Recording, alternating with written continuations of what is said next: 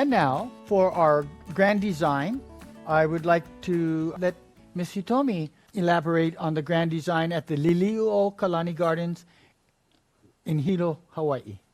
This was to be sort of the finale for the live event there on the Big Island in Hilo, because right adjacent to the hotel that we were working at and staying at is the Liliuokalani Gardens, which had celebrated the 100th anniversary a few years ago. And we were involved with KT and the whole Friends of the Liliuokalani Garden there to stage some of the things that we did for the 100th anniversary. We did it 2 years in a row because, from start to completion, over a year. And it was such a wonderful floral celebration for us, for HFNA to be involved in with supplying the flowers, and the island designers to be part of the building of some of the installations. We've had competition there as well. It's just been a wonderful grounds for celebrating flowers there in Hilo and on the Big Island. So we thought that, seeing as we were in a ballroom at the hotel for most of our seminars, most of our demonstration, where we couldn't do anything very large because of the size restrictions, and we were not outdoors either. So we thought that to bring the flowers outdoors, to make sure that, we get to see the background of the beautiful island of Hawaii and the seaside, we thought that we would want to do that for the finale. So we wanted something that could be an iconic shot that represents 2022. And we thought to build something large, some sort of archway or something for a wedding that is distinct and different shape that we can create and flowered by the four designers, island designers, led by the four island designers. And I just basically came up with the shape and the house of how it's going to be built. Because we had also Galen, who is somebody that's helped us with installation there for multiple years. So we just kind of pulled out our guns, people that we know, people that we've connected with before to create this wonderful celebration of what we do for the wedding celebration. So we have a little bit of excerpts from how that was done. And that's why we call it the Grand Design of Liliuokalani Garden, because we were all into it together as a community. Everybody watched, participated, helped in every different ways.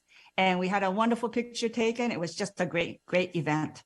So let's just go into that video to see how that was done.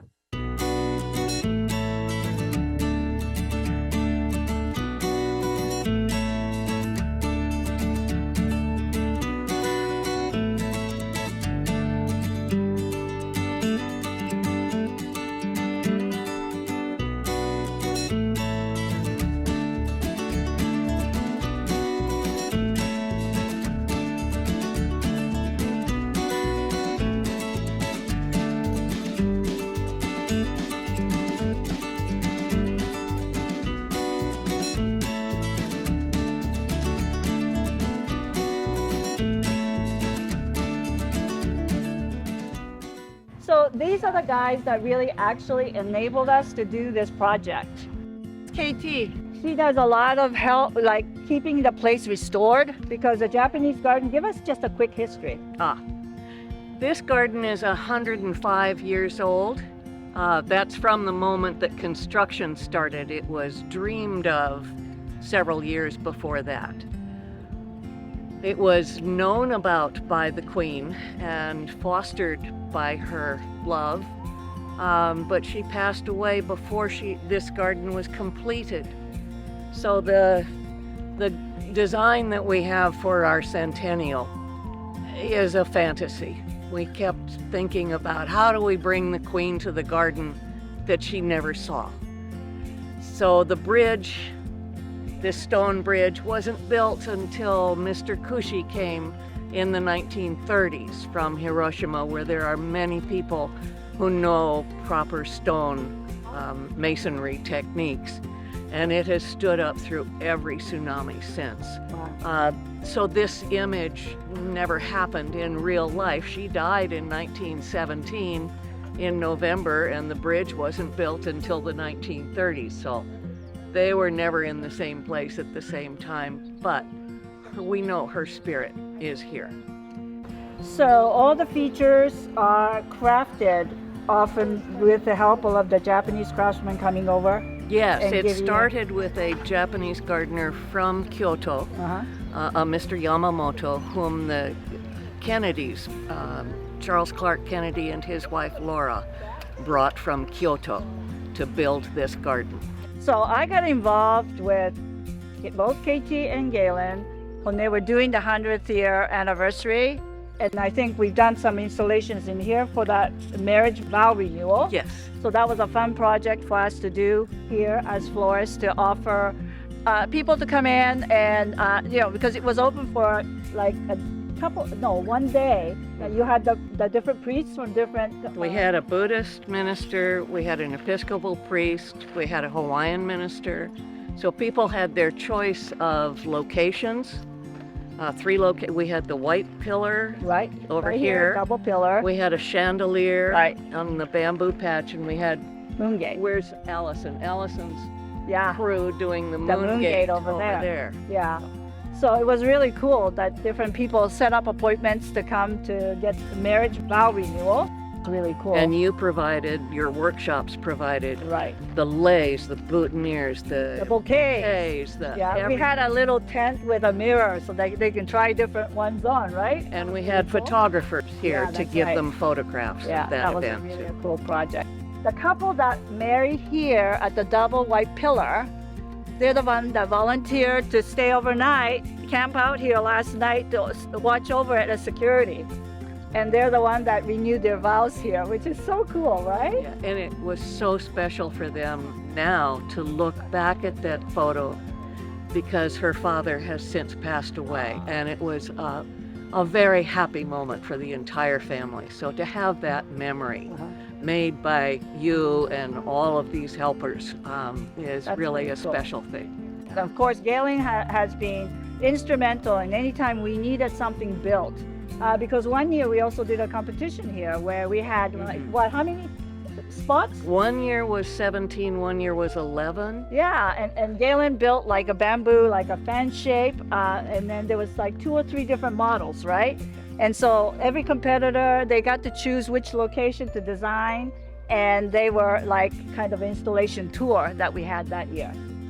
So I want to get Galen to tell us a little bit because I sent him the sketch and we really wanted something that was a shape that's different and maybe iconic to us, shape that we haven't seen before. And so I sent him the sketch and then we had a meeting here and he figured it all out. So can you tell us a little bit of how you did it?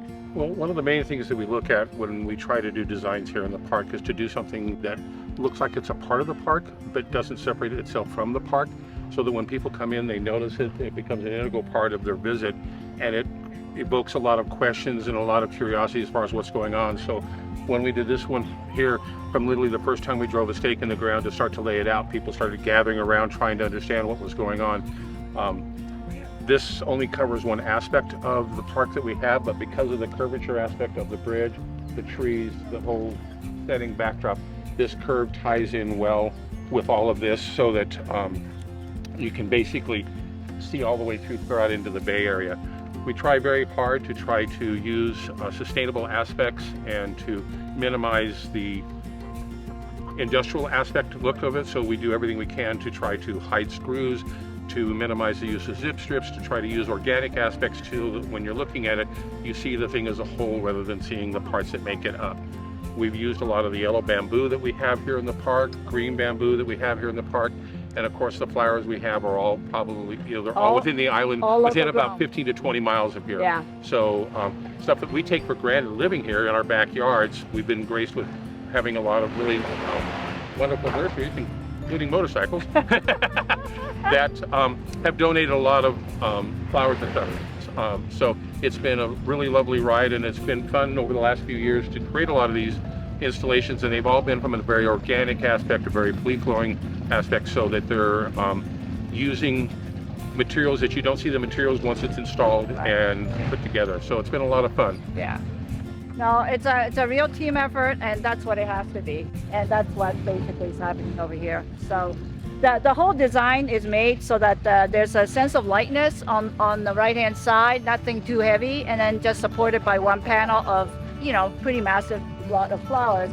And that way it has kind of like a floating effect. It doesn't look as if it's grounded so much as it's kind of floating, almost like a fishing pole, just kind of out there. And that's kind of what we're meaning to do.